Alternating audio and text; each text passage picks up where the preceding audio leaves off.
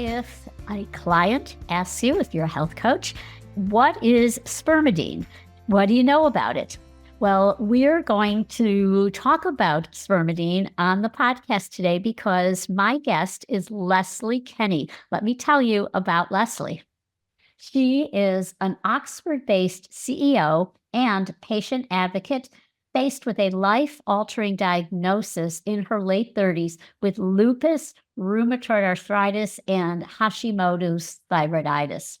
Told she had just 5 years to live and would never have children, Leslie refused to accept this fate. Through eliminating inflammatory triggers and supporting her body's natural healing, she transformed her health, becoming autoimmune disease-free and naturally conceiving at 43. Now 59, she has a biological age of 21. Empowered by her journey, Leslie founded Oxford Healthspan and launched Primadine, a plant-derived spermidine supplement, after discovering the compound's anti-aging potential. Spermidine activates autophagy and targets key aging pathways, earning it the nickname anti-aging vitamin. Leslie also co-founded a nonprofit organization called Oxford Longevity Project alongside Oxford University scientists and doctors.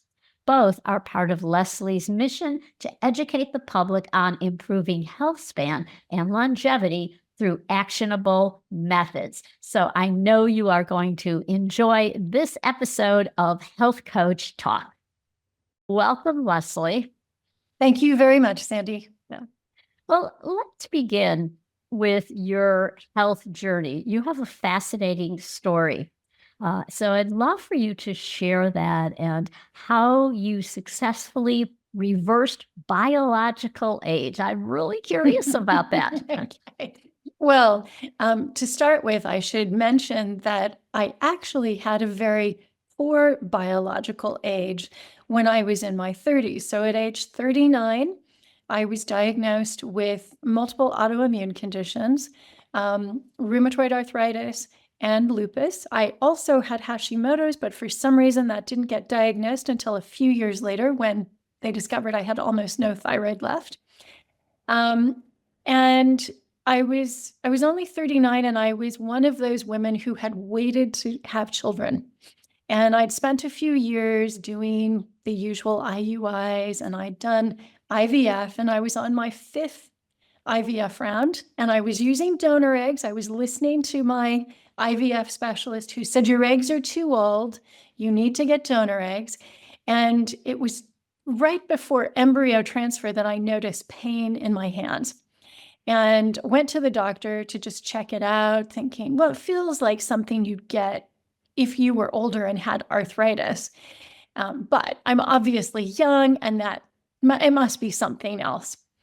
When I got the call from the doctor's office saying, your results are back and we need you to come in to go over the test results, I knew that something wasn't quite right.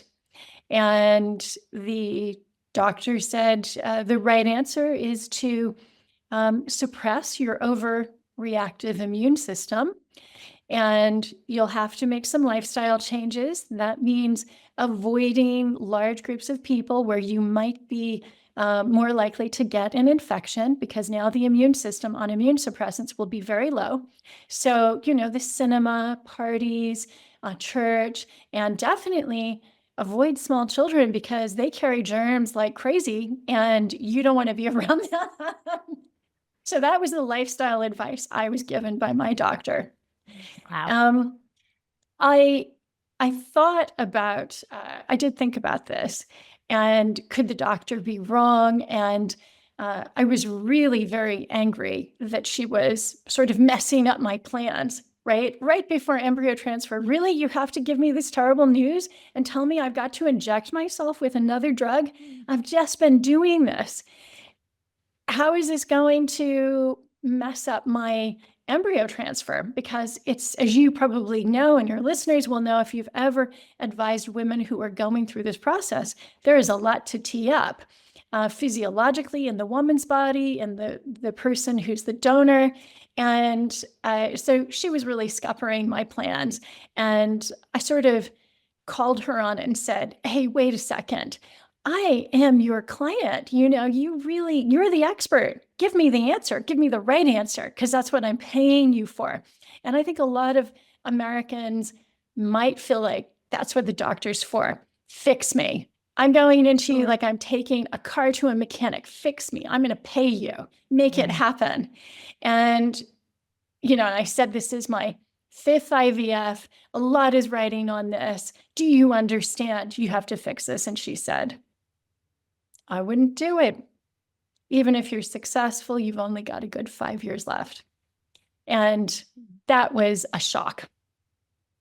I really didn't understand how that could be possible because I was only 39. But this was the same age at which my own father had passed away. And I think when we're young, we feel immortal. And when somebody sort of stops you and says, taps you on the shoulder and says, actually, there are no more chairs in the game of musical chairs for you. You need to step off. It's really quite shocking. So I decided, I of course asked her, is there anything I can do to change my situation? And she said, not really. No. What about diet?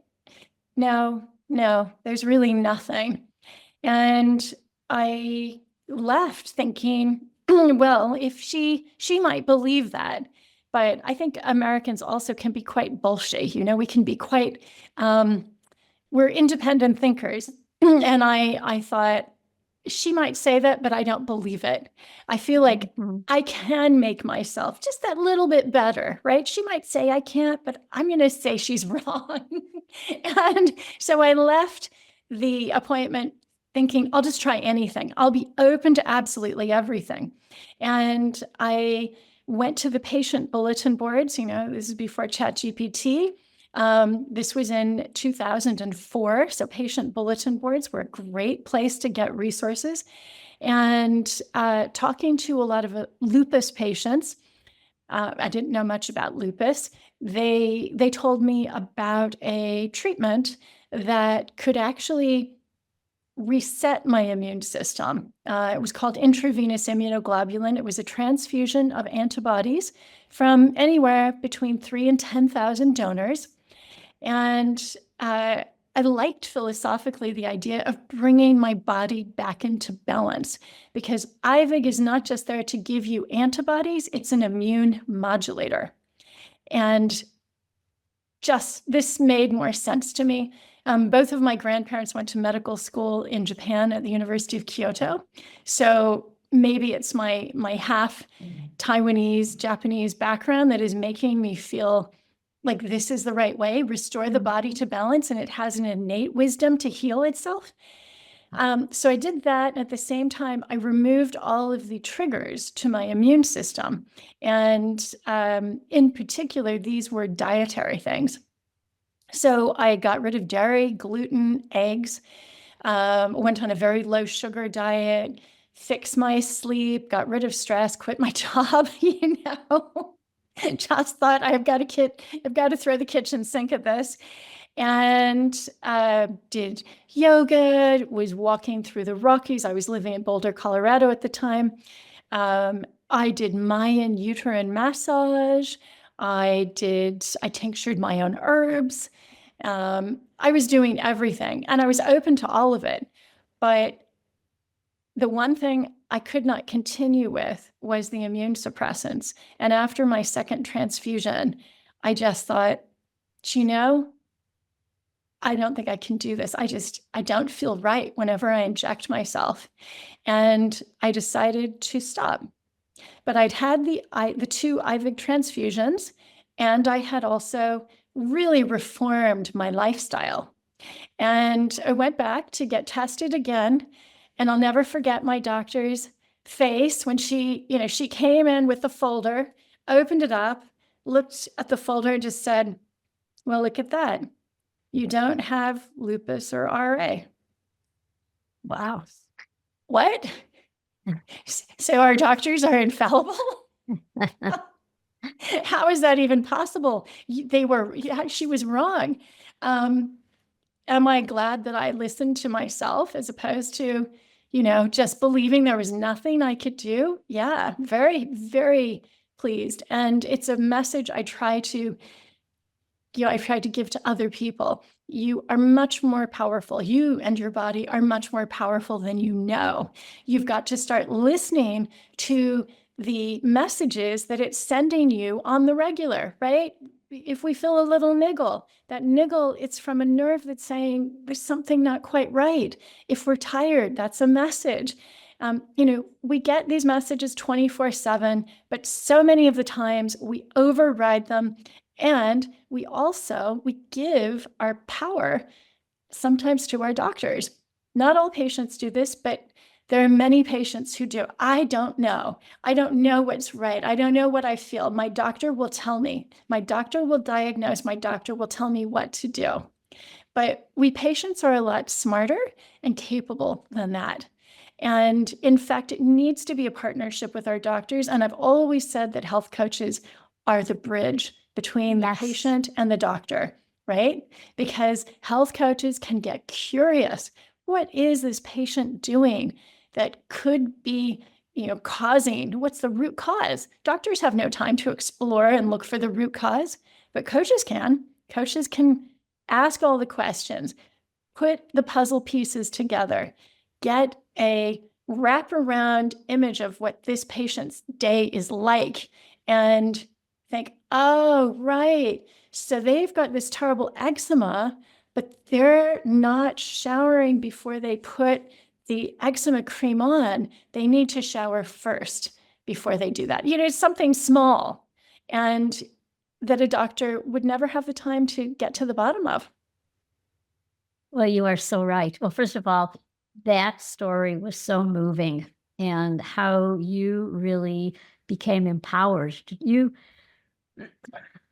That story was so moving, and it really shows that you became empowered to take charge of your health. And the worst thing in someone is that whatever you say, doc, I'm in your hands.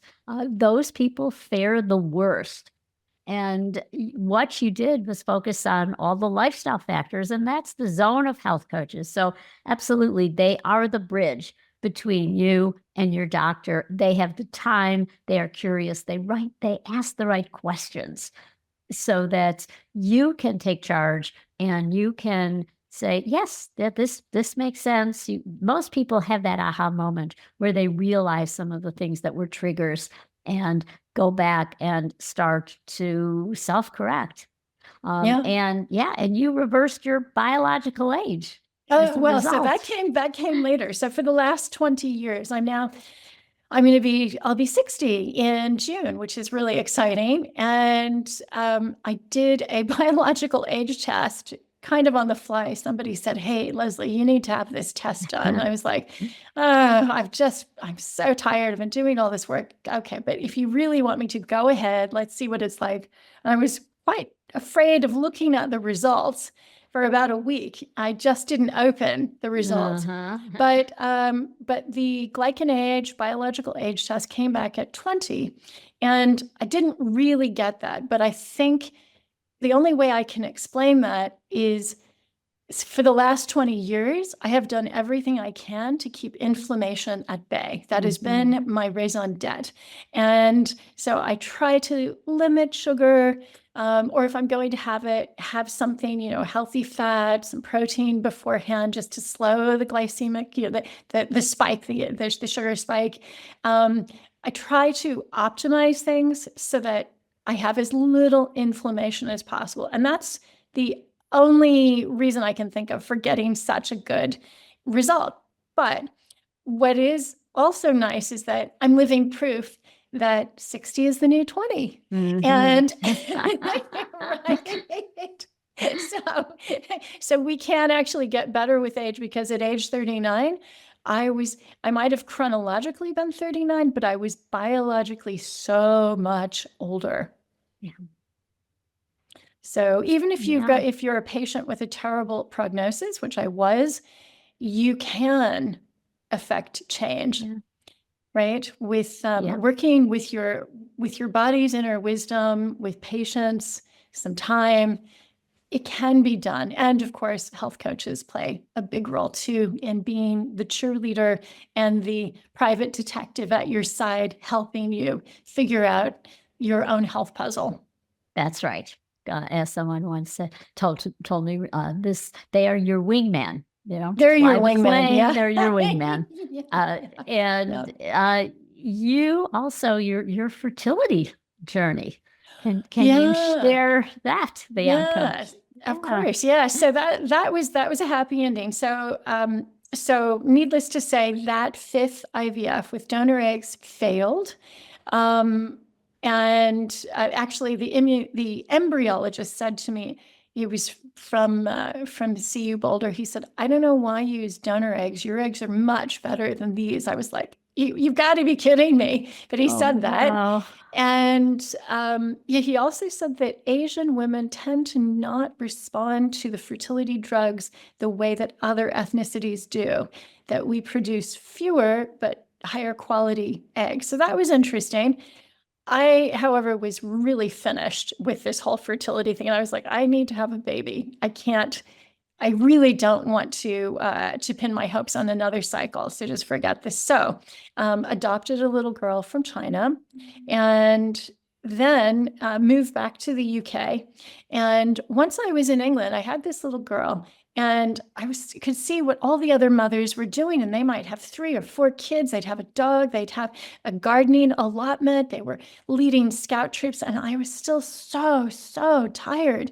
And put everything into Dr. Google at the time, all my symptoms, and it just kept coming back, hypothyroid, hypothyroid, hypothyroid. And I went to see NHS doctor, said, "You're fine." Went to see a specialist in London. They said, "You're fine." Found somebody on the patient bulletin boards again. Everyone said, "This man, Dr. Barry Peatfield Durant, is a genius when it comes to the thyroid." And he had so many testimonials that I went to see him, and he said, "Wow, your cortisol levels are shot and your hands are so cold, they're icy. Your pulse is around 50. That's not normal." I said, "Well, all the doctors say that's an athletic pulse." or your heart is not strong. And he diagnosed me with hypothyroidism, but suspected that because I had so little thyroid tissue left, that it had come under attack. And as a result, I was unable to produce very much. He said, "As soon as you take this thyroid hormone," which was Armour thyroid, so desiccated pig's thyroid, "as soon as you take this, your hormones are going to be perfect again. And so you better take precautions." I thought, if you don't want any more children, I said, "You've got to be kidding me. I've been trying for 8 years. Nothing has worked." And about 2 weeks later, I fell pregnant. It was that quick. 2 weeks after I started his protocol. It was so fast. And it was that was what I needed, was a thyroid hormone. Yeah. Wow. It's such a inspiring story. So thank you for sharing that. So You're let's welcome. turn to something that I have now become as part of my supplement regimen, which is Spermidine. Can you talk about what this is, what it isn't? Because most people think sperm, what? So in fact, that was when I first heard that. I think I heard it from Dave Asprey. So like, what's he talking about? So can you talk about that and its benefits, any risks, who should be taking it? Should we all be taking this? Sure. So spermidine is a naturally occurring compound, a molecule that we make in our tissues and our gut biome, and we get it from all plants that we eat as food. So it's ubiquitous. The body recognizes it very well in its plant form. It's also very present in semen, and because Antony van Leeuwenhoek, the Dutch biologist who first identified the crystals that it was made up of, he identified it in his own semen. He called it first spermine, and then later it was called Spermidine. So that's where the name comes from. But if a woman had identified it, she would have called it something else, because it is very, it is in copious quantities in breast milk. And that is because it helps with cell turnover and growth, and babies need to grow very quickly. So that is one of the reasons why we get it from breast milk. But the reason that I became interested in it was because of my background as a rheumatoid arthritis patient. So I live in Oxford, England. This is home of the University of Oxford. And as you do on the school playground, I began speaking to other parents who were scientists and asking them what they do. And through that, and through some work fundraising for different startups in regenerative medicine at Oxford, I was introduced to a team in the Kennedy Institute for Rheumatology that were using spermidine to rejuvenate the immune systems of mice. So their experiment was giving them the flu vaccine. So every year, at least here in the UK, the National Health Service spends a huge amount of money and time getting older people, basically over the age of 60, into the clinics so that they get a flu vaccine. But those don't tend to work very well in older individuals, because while their antibodies may shoot right up initially, they tend to drop down very, very quickly. It's as if their immune cells don't remember what they have seen. Like remembering a telephone number. When we're young, oh, it's so easy. I can do 10 numbers, right? My best friend's got a 7-digit number. But when you get older, it's like, I think I can do 3 numbers. And it happens to our immune cells that they get this kind of amnesia. So the experiment that Professor Katja Simon, an immunologist, and Dr. Ghada Al-Saleh, a rheumatologist, did was they took these mice, they took young mice and they took older mice, and they gave them both the flu vaccine. They saw that reaction. With young people and old people, antibodies go up, but with young people, it stays sustained. In old people, it doesn't. Then they did another experiment with the same cohorts of old and young mice, and they gave them spermidine together with the flu vaccine. Suddenly, antibodies went up, but with the older mice, they performed better on the antibodies and they sustained better.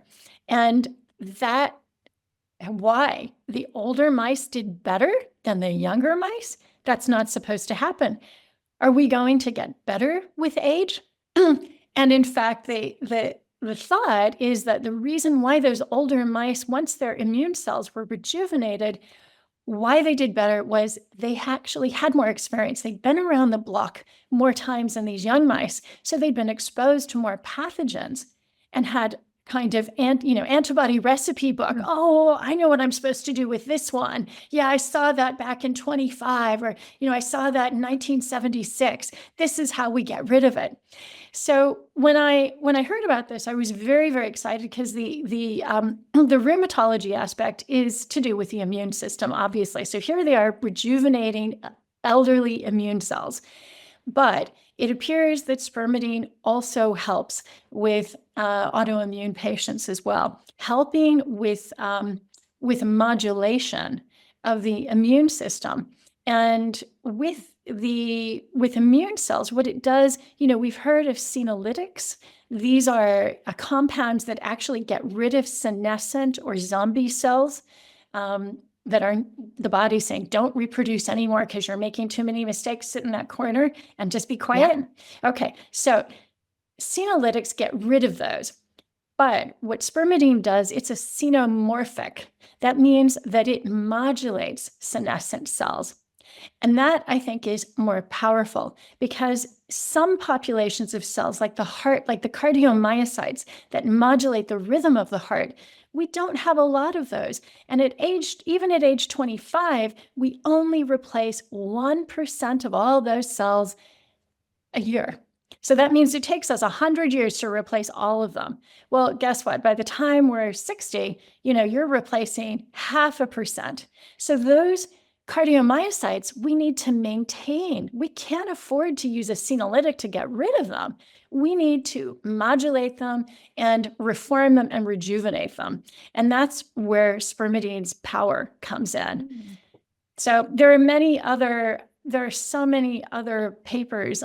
Some are preclinical, quite a lot are preclinical, but polyamine, spermidine is a polyamine, like spermine. Another one is putrescine. These polyamines have, something like 13,000 papers published on them over the years. They are very well known in science, but until we realized that they had these extra powers to rejuvenate and renew through a process called autophagy, people didn't think very much of them. Now, because autophagy was the subject of the 2016 Nobel Prize in Medicine or Physiology, everybody's, oh, great, autophagy activators, these are good things. They are, they mimic the benefits of fasting. How do I get more in my diet? I don't want to fast, right? Wow. Well, this, yeah. So any, so who would be, so it sounds like this is wonderful for anti-aging. Yeah. And I've also heard it's great for like hair growth and what other benefits does it have? Well, so it inhibits 9 of the 12 hallmarks of aging. So these are everything from stem cell dysfunction, mitochondrial dysfunction, telomere shortening, inflammation, gut dysbiosis.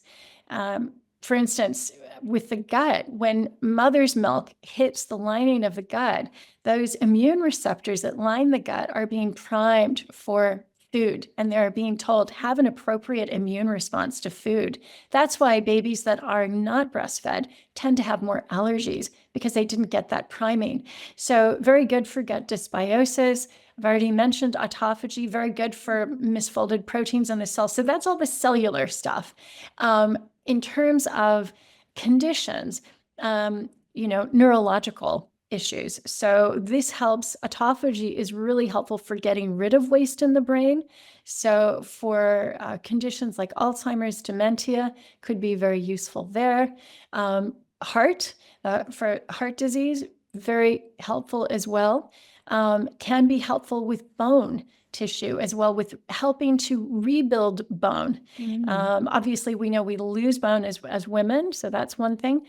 Hormones are another area. So there's only one human trial that was done with wheat germ-derived spermidine that also had spermine in it. It was done up in Canada, and they had both men and women, so good they had both genders.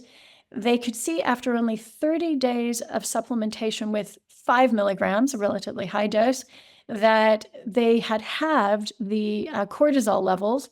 Testosterone had gone up in the men by 50%. DHEA, pregnenolone, went up in both groups, both cohorts. Those are the precursors to the reproductive hormones. And progesterone, testosterone, and estrogen had gone up in the women as well.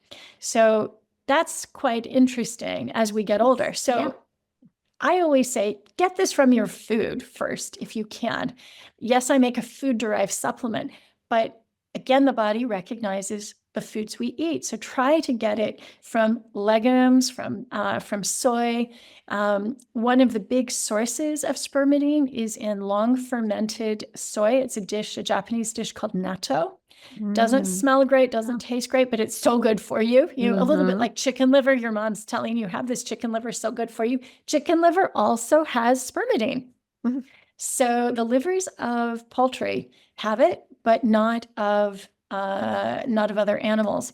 So if you're on the carnivore diet, just make sure you get some chicken liver. Mushrooms, beans. I know a lot of people say, oh, I can't eat beans, but they are full of spermidine.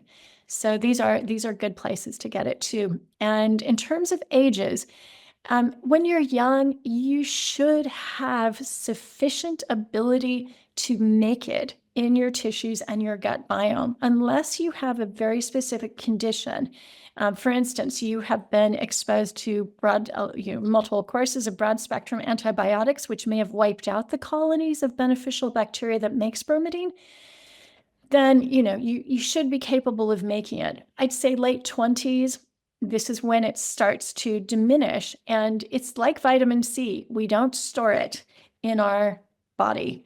We are constantly excreting it, so we need to constantly replenish it. And that's, again, another reason to get more plants into your diet. Cheese is another source. Long fermented cheeses will have it as well. Parmesan is a good type. Cheddar, but not American cheddar. You need British cheddar because it's fermented longer. And these are all ways that health coaches can support clients by having perhaps, I'll print out a list. These are the foods that are high in spermidine. And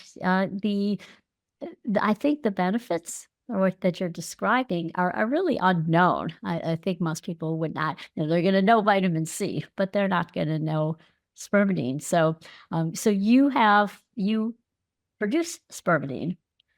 I do. So my company, Oxford Healthspan, works together with the Japan Autophagy Consortium. So it was a Japanese researcher, Professor Yoshinori Osumi, who won the 2016 Nobel Prize for his research on autophagy. And he's senior advisor to the consortium. We're the only non-Japanese company there, and we source all of our food-derived spermidine from Japan. One is a gluten-free version. So I did that specifically for other autoimmune patients who couldn't take the lectins. And we get that one from a special strain of chlorella from Okinawa. And then we have one that is a wheat germ-derived version with a prebiotic fiber to help feed the bacteria in your gut that can make spermidine too. We also get that from Japan. And they don't use the American wheat, which is interesting because of the glyphosate. So it's one of the reasons why we source it from Japan. But yeah, it's we have standards that we have to meet in Japan. Japan is has very strict regulations on food imports. They do import a lot of food themselves.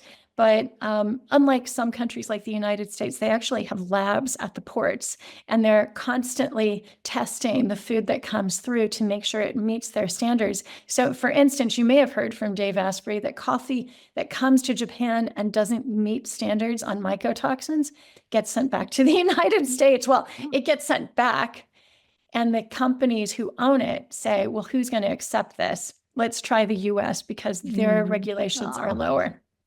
Wow. Which is it's a bit of a shame. So scary. Yeah. But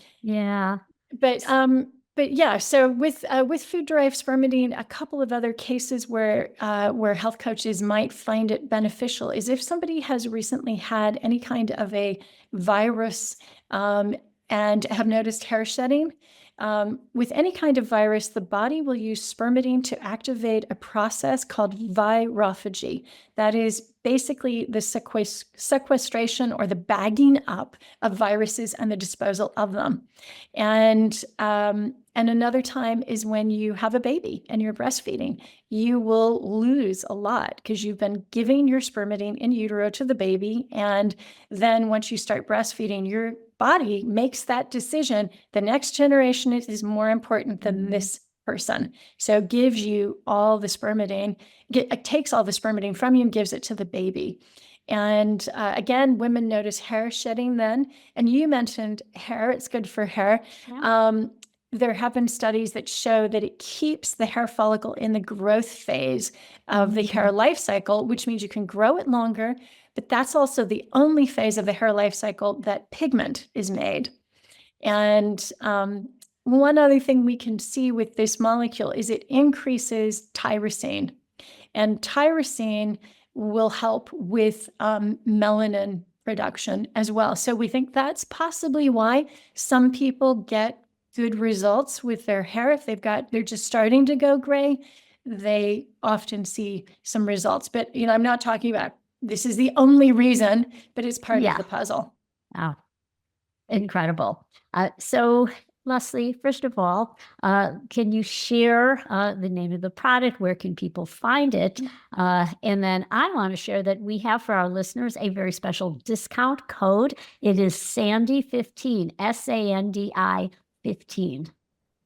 So your listeners can find it at oxfordhealthspan.com, all one word. and the product is Primadine, and you can take it as a capsule, you can take it as a powder, you can take it as a gluten-free tablet. So those are all the ways that you can add it to your diet or to your smoothies. That's fantastic. And where can people find you personally? So I've got, you can find some of my work on lesliesnewprime.com. So it's LESLIE, an S, new prime, because I think, well, I'm still 59. It's a prime number. I feel like I'm just entering my prime. And then I also do work for a nonprofit called the Oxford Longevity Project. That's oxfordlongevityproject.org. And you can see interviews that we've done on everything from ketones to NAD. We talk about a lot of different things. That we have other speakers who come and do this conference at the University of Oxford. So that's free for the public to take a look at. Fabulous. And we have actually a lot of health coaches from FMCA who are in the UK. So brilliant. And we need money more. So yes. This has been absolutely fascinating, Leslie. Thank you so much for being our guest today. Thank you very much for having me, Sandi. Thank you. Bye now. Bye.